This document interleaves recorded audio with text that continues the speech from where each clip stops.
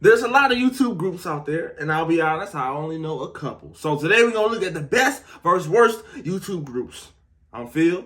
Let's get to it. For every best content house, there's a worst one that's a disaster behind closed doors. Starting with the Bob House, whose rapid rise came crashing down after just one problematic collaboration. It is about Piper. Because one thing about me is that I'm never gonna do anything associated with a minor. The downfall would be set in motion on December 9th, 2024, when OF models Sophie Rain and First off, I don't know who they is.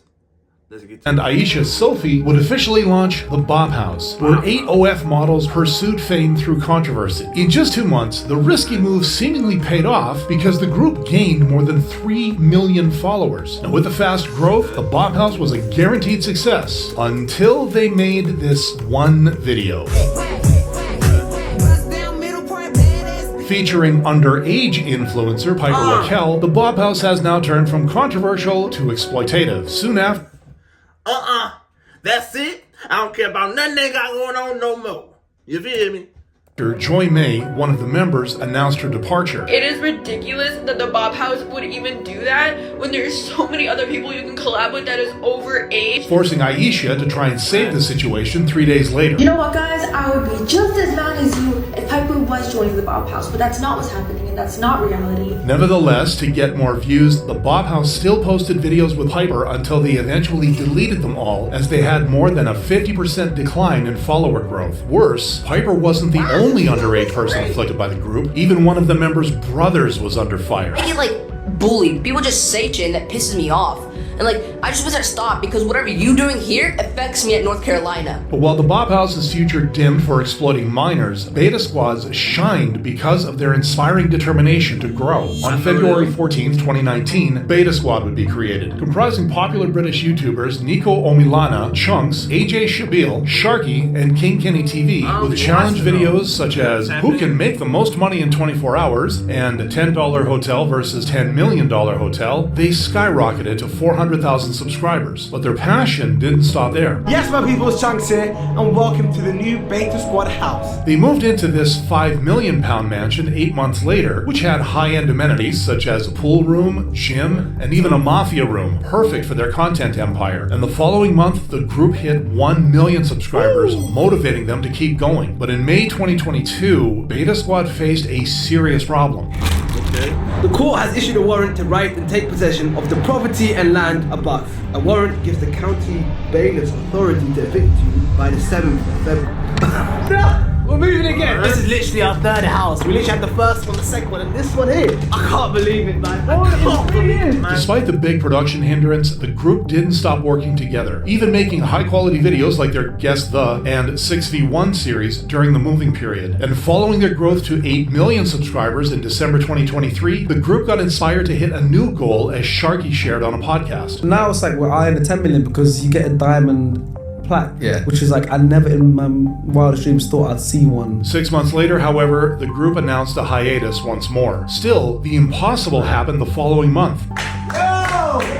That's insane! But that wasn't the only thing fans celebrated. Welcome to the Beta Squad house tour. The group lived together again, this time in a new £1 million house. And while they haven't posted on their group channel, their individual content got even better as they collaborated with big names in the industry such as KSI. Still, people were kept in the dark about their return until AJ and Chunks dropped an update. Main channel, we've got some stuff coming up, so make sure you are watching. Some more than stuff coming up. Give me.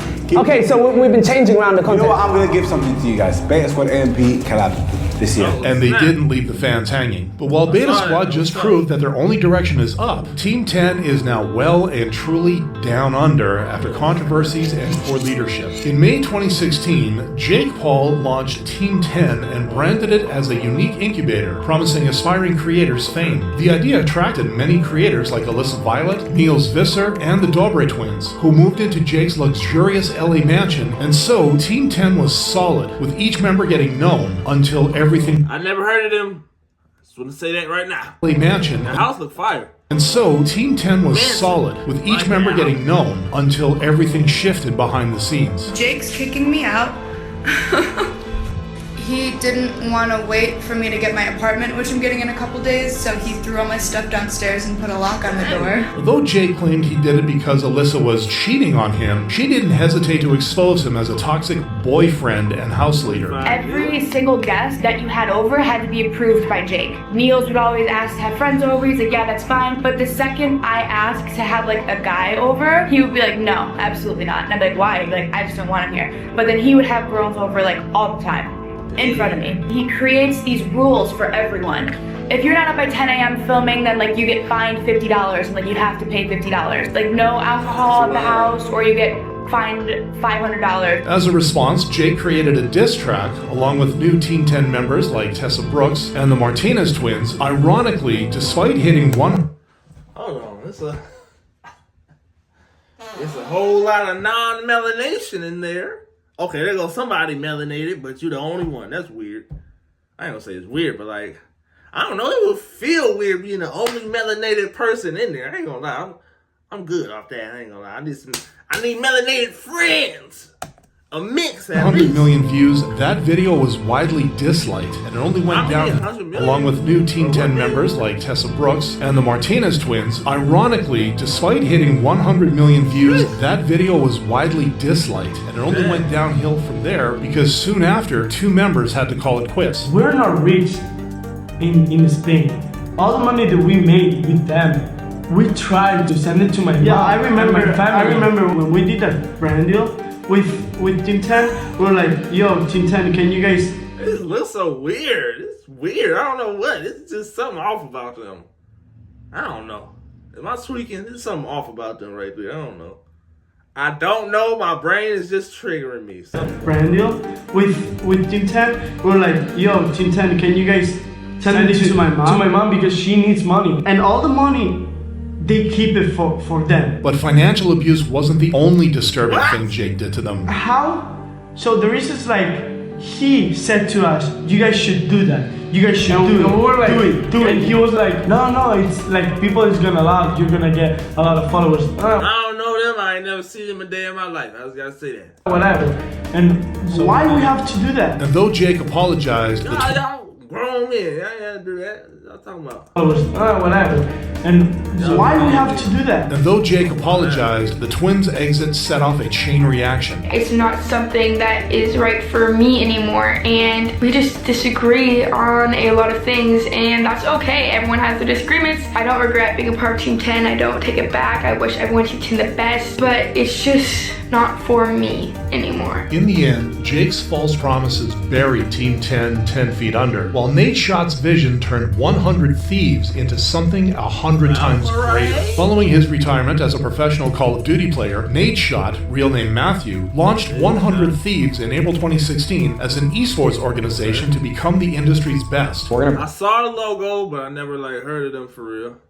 As a group. Thieves in April 2016 as an esports organization to become the industry's best. We're going to put 100% into our players. We're going to put 100% into the community. We're going to put 100% of ourselves into every situation that we find ourselves in throughout this entire journey. This came true in 2019 when 100 Thieves thrived in esports, sold out clothing drops, and expanded into a Los Angeles content house after recruiting top-tier creators like Valkyrie. In the same year, though, Matthew would lose one of his original members, Nick Merckx, who later revealed the reason for his exit in a live stream. The plan was for me to grow, and in turn, that would grow 100 Thieves, right? That was my role, you know, and he made some promises to me as a friend, and how we were gonna do it, how he was going to take care of me. I don't like him. You know, him and I are not cool. Now, instead of making things worse, Nate Schott handled the situation properly. I have a lot of respect for what Nick has done with his career. I think he's one of the best at what he does as a content creator. I'm not going to make a comment or statement on the situation at hand. I just don't think that there's any point in having this back and forth. And this controversy didn't faze him as he concentrated on making 100 Thieves better, adding new team members like Courage, and later upgrading to a new house in March 2020. We have officially moved into a brand new home, brand new estate. With 100 Thieves' continued success in content creation and competitive gaming, it didn't take long for the organization to get recognition and massive investments. We've raised $35 million from Artist Capital Management. Oh my God, that's a lot of money. $35 million. I never seen so much money in my life. Which Nadeshot put to good use by building the best gaming facility in the world. Despite the overwhelming success, Nadeshot made sure no one got left behind. You guys have invested your entire careers and what you've built up until this point so thoughtfully and so contagiously and so collaboratively throughout the years with this organization. And I don't think there's any greater honor than to welcome you guys as co-owners of this incredible team that we've built together. And as a result of Nadeshot's dedication to taking good care of his company and its people, the most satisfying thing happened. Your Esports Organization of the Year, presented by Lexus, is 100 Thieves. That was just the beginning for 100 Thieves. Big news for the future of 100 Thieves. We just raised $60 million for the future growth of our company. And though the Content House ended 2 years later, it was for a good reason. I think the 100 Thieves Content House was a great chapter. It was a great journey. I think it did its job here in Los Angeles, but you guys are... That company business entity was raising 30 to 60 mil? How did it fail?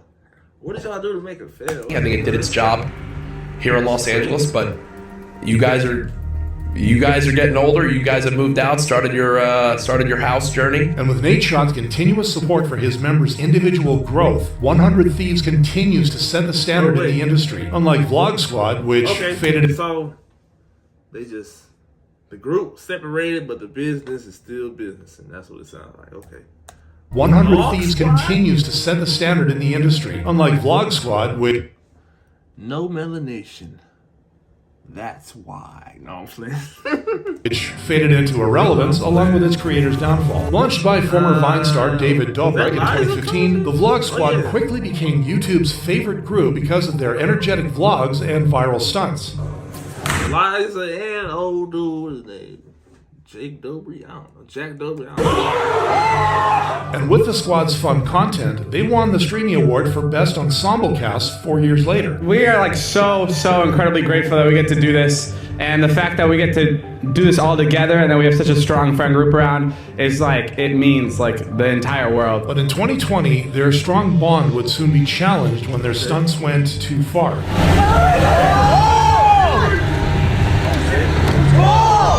Giving Jeff Wittick, one of the members... It was spinning, he hit the thing or something like that? Giving Jeff Wittick, one of the members, life-threatening injuries. Instead of taking accountability, Dobrik kept quiet until March 2021 when he released an apology video. At the time, though, David was involved with another controversy, and his apology was a result of lost sponsorships after he sided with Dirt Dom, a former member who was accused of rape in 2018. Nevertheless, fans knew he had yet to address something bigger, forcing Dobrik to finally talk about Wittick's accident a year later. That day is like the worst thing that's ever happened to me, and I wish I would do anything to take that day back. I'm so sorry that this happened to you, Jeff. I'm so sorry. I wish it was easier. I wish it was easier to deal with this. For the damages, he sued Dobrik for $10 million. And as the legal battle dragged on, David took a step back from vlogging for 3 years. Even though David returned in January 2025, the friendships that had built the Vlog Squad never recovered, unlike offline TV, where trust and a genuine bond led them to where they are now. I'm happy to present the best content organization. The winner is Offline TV.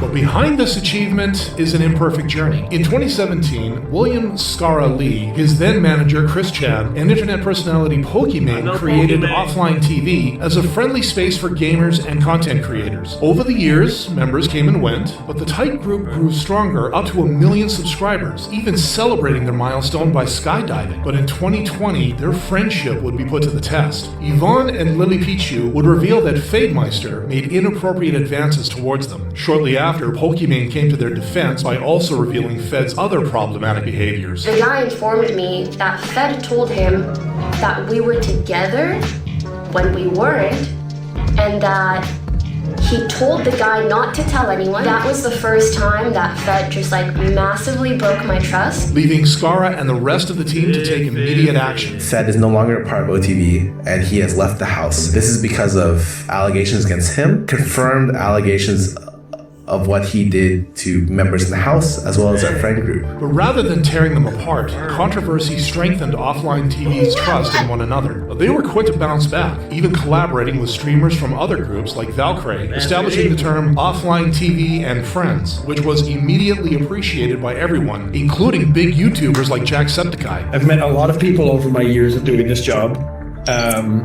And even though everyone's like vying for the same sort of thing, everyone in this friend group like builds each other up constantly. And Offline TV sure did. That's crazy. There's so many YouTubers on this here app, and like we don't know 90% of them, and they're extremely successful too.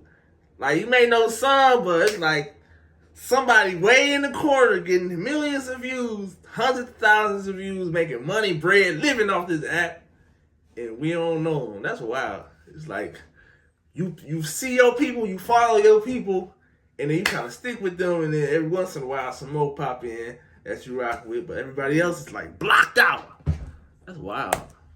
Everyone in this friend group like builds each other up constantly. And Offline TV sure did, even when one of them had to leave to pursue personal growth. You have done so much for Offline TV, and it wouldn't be what it is without you, and I know we all agree and believe this a lot. Because of all your contributions, we have a last minute present for you that we would like to. Happy graduation! Happy graduation!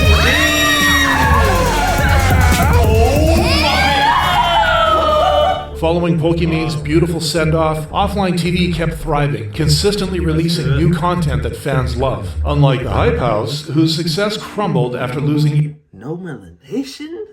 Let me stop saying that. New content that fans love. Girls, Unlike the Hype House, whose success crumbled after losing its biggest stars following a major controversy. In December 2019, Thomas Petru and Chase Hudson co-founded Hype House, bringing together famous TikTok influencers in a mansion in LA. It's a content house. It'd be like living in a movie set. With famous members like Charlie and Dixie D'Amelio, the Hype House exploded in popularity, gaining 7 million TikTok followers a month later. But while the group seemed set up for success, everything would change in March 2020 when one of the members, Daisy Keach, came forward with shocking revelations. First revealing that she invested a large sum to secure the mansion. I was like, I'm going to put as much down as I can. Chase had some money. We each put down $18K. Thomas put down about $5K. Then she exposed Chase and Thomas for not giving her credit. I get a call from my lawyer/manager. He told me, Daisy, aren't you a co-founder? Why you weren't given any recognition at all. All these news articles are saying that Thomas and Chase are the ones that started it. But even that wasn't the worst part. Thomas started to do really sketchy shit. He wouldn't give access to any of the emails. There was no transparency at all. We had no idea what brand deals were coming. He claims the Hype House has made no money, yet he's bragging about an $8,000 Cartier bracelet he just bought, a $10,000 cat. He's talking about buying a new Tesla. $10,000 cat. Like Cartier bracelet he just bought, a $10,000 cat. He's talking about buying a new Tesla. Shortly after Daisy left the group and sued them, the Hype House started falling apart. By May 2020, their biggest stars, the D'Amelio sisters, also left because the group was becoming more of a business. Nevertheless, the Hype House pushed forward with its remaining members, even releasing their own Netflix series in 2022, only to realize that their hype was officially over. In the end, the Hype House's attempt to revive its brand with a reality show only accelerated. In the end, the Hype House's attempt to revive its brand with a reality. That mansion is tough. What is that, LA? Oh my gosh, leading down to the pool. Gotta slide to the pool. Oh my. Yo, that's the type of vibe I'm trying to be on in the future. No cap. The show only accelerated its downfall as the group officially dissolved 2 years later. Unlike the Sidemen, whose reality show was a result of their talent to bring top-notch entertainment. Following their formation as a GTA crew in 2013, the Sidemen, KSI, Mini Minter, TBJZL, Bazinga, Zerka, Vicstar123, and W2S started as 7 friends brought together by gaming. But everything changed when 4 of them moved into the first Sidemen house to create content, and as their individual channels took off, the group launched a shared channel and moved into a bigger house in 2016. With their bond strengthened through entertaining challenges together, fans were hooked. But just a year later, the group would face their first major controversy. I'm no longer with the Sidemen. I will be going solo, I guess. Why I'm leaving Sidemen? Mainly because of Ethan. I'd say he was the main reason I'm leaving. Can't stand him. Leading to a back and forth of diss tracks among him, Ethan, and other Sidemen members. But it didn't take long for KSI to end it all. It was fake, motherfucker! Nevertheless, the fans saw their value as true entertainers, and the massive support remained evident a year later after Sidemen landed their own YouTube original called The Sidemen Show, where they compete against celebrity guests. Aside from that, their channel continued to thrive with their unique content like $20,000 versus $200 holiday and Tinder in real life, leading to a big milestone in December 2020. Thank you guys. Thanks for 10 million subscribers. Instead of slowing down, however, Sidemen continued leveling up their brand, and 4 years later, it paid off. Welcome to Didn't they? Well, it might say it right here. They got a Netflix show or something like that. The Sidemen's first ever reality show. One house, 7 days. 10 contestants. All backing it out for £1 million. And when their Netflix reality show came out, the response was so mind-blowing that the show got renewed for a second season. In the end, Sidemen only proved that nurturing their success resulted in something beyond YouTube, unlike FaZe Clan, who had it all but took it for granted. Founded in 2010... What do you mean? I've been kind of tapped in with the FaZe a little bit recently. Well, what went down? I feel like, wasn't it like an older type FaZe? It was like FaZe. It was like now version, but like an older version I don't really know nothing about. That might be what they better say. I don't know. In the end, Sidemen only proved that nurturing their success resulted in something beyond YouTube, unlike FaZe Clan, who had it all but took it for granted. Founded in 2010 by Eric Clips Rivera, Jeff Housecat Amon, and Ben Resistance Christensen, FaZe Clan started as a Call of Duty sniping team, growing to 1 million subscribers in just 2 years. In 2014, the group expanded with new members like FaZe Rain and FaZe Banks, leading them to move into their first content house in New York. And this setup allowed them not only to dominate the game industry, but also to create lifestyle videos. But as they grew, so did the controversies. I support Save the Kids Token. Save the Kids Token. Save the Kids Token. Save the Kids Token wasn't designed to benefit kids. Following CoffeeZilla's expose that it was a crypto scam, the involved members were punished. Nevertheless, FaZe Clan continued to get investments, later putting them on the stock market in 2022, valued at $725 million. But the celebration ended soon because within a year, the stock price plummeted over 90%. Despite these career-threatening events, the group still managed to get recognition 4 months after their darkest moment. And the people goes to FaZe Clan. So, dang. Did that stuff happen? And they saying immediately after that, 4 months later, they like formed this group that I know, the FaZe that I know now? That's wild. The only thing that there was to really do, which was wipe the slate clean, hit the reset button, give this shit a fresh start. People told us we were dumb. People told me I was ruining FaZe. People asked me, who the f*** is Lacey? Who the f*** is Blackboy Max? Stable Ronaldo? Who the f*** is Silky? I guess now they know. But instead of using the moment to turn things around, they ruined their chance, leaving people thinking they should have just voted for AMP, a group whose high-end they ruined their chance, leaving... Yo. That's probably water. They most likely did that. I ain't gonna lie, like, streamers and stuff, they like marketing geniuses. I'm trying to get to that level. I ain't gonna lie. People thinking they should have just voted for AMP, a group whose high-end... No matter what, regardless, that what they did right there gonna go out and go viral, and now they gonna know about FaZe even more. I ain't gonna lie. Yes, now they know. Publicity. But instead of using the moment to turn things around, they ruined their chance, leaving people thinking they should have just voted for AMP, a group whose high-energy content is just... Nah, that's the one. I'll be tapped into them. I ain't gonna lie. The Melanation. I'll rock with that. FaZe, I ain't gonna lie. I be really rocking with them too, but I've been tapped in with them right there. A to the M to the P. People thinking they should have just voted for AMP, a group whose high-energy content is just one of the many reasons they're so... How long have I been tapped into that group?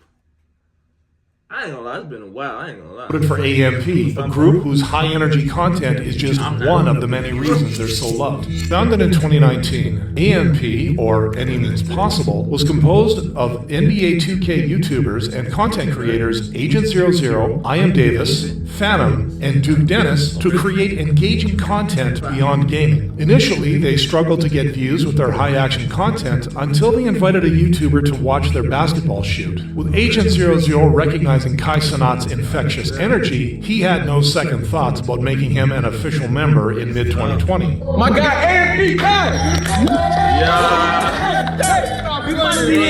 I remember that, I ain't gonna lie. Have I been tapped into since that? I don't know. I used to play 2K, so I used to be watching 2K videos. It was somebody, who was that? It was like a DH or something like that. I don't know his name, but he wasn't one of those. That one I kind of tapped into them? I don't know. Or did I watch this video later? My guy, AMP Kai! We here. We here. By any means possible, we are here! Shortly after, they welcomed their video editor, Chris Next Door, as an official on-camera member, only leveling up the production with interesting videos like AMP's Hell's Kitchen. And in 2021, their collaborative efforts paid off. Welcome to the AMP cream! I get one! Proud of AMP. Content about to be next level. True enough, the group improved their content, and shortly after...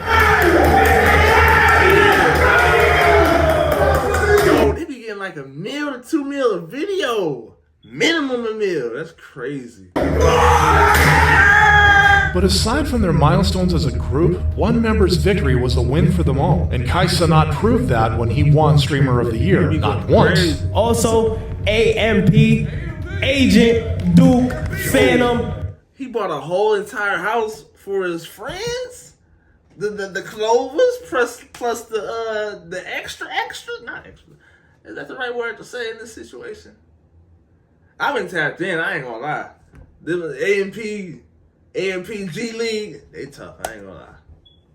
Also, AMP, Agent, Duke, Phantom, Chris, Davis, I love y'all, I wish y'all was here. But twice. Brianna, Chris, AMP, everybody who support me. And because of their brotherly love on top of their energetic content, it was no wonder why they got the Lifestyle Award right after. Hey man, we started this about 3-4 years ago with the goal of just building together something that we all collectively own, and at the core of it was just fantastic content. For a while, man, we felt like the underdogs, man, but it feels fantastic to finally be recognized. Appreciate it. And the recognition didn't stop there, as they also won the Streamer Award for Best Content Organization months later. But despite losing the award to FaZe Clan the following year, fans knew it was supposed to be theirs. AMP should have won. The chemistry, the energy, the consistency, the way they support each other. Nobody's doing it like them. Proving why they're one of the best content. That's supposed to be a New York accent? Or what? The way they support each other. Nobody's doing it like them. Proving why they're one of the best content houses on YouTube. That was a good video right there. Shout out everybody on that list. I didn't know a lot of them. I ain't gonna lie. It's like, the further we got in the video, the more I knew. You know, they probably did it on purpose. But alright, y'all. Comment down below y'all favorite group. Y'all favorite like YouTube group. I ain't gonna lie, mine's AMP. I've been locked in since a while ago. Before I even tried to do YouTube, I've been locked in. But shoot, go ahead and like the video if you like the video. Subscribe. I will see you on the next one. Deuces.